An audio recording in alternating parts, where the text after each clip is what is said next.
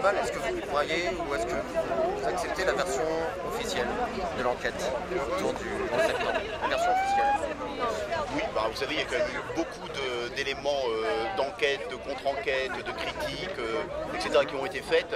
Toutes les théories consistant à dire que ce serait un complot des États-Unis eux-mêmes ou du Mossad, parce que soi-disant il n'y aurait pas de juifs qui auraient été tués dans les attentats, est quelque chose d'absolument terrifiant.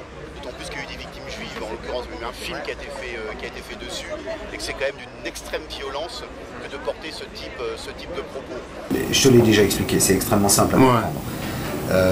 Il y a des gens qui se sont servis de ça pour faire de l'antisémitisme, pour expliquer que, par exemple, il y a cette célèbre rumeur, tu sais, le jour où les tours du 11 septembre, il n'y avait aucun juif qui était dans les tours. Bidon. Comme ça, c'est bidon et que c'est de la connerie, si tu veux, ça a fait penser aux gens que c'était un acte antisémite et donc conspirationniste, une espèce de mélange vaseux, nauséabond.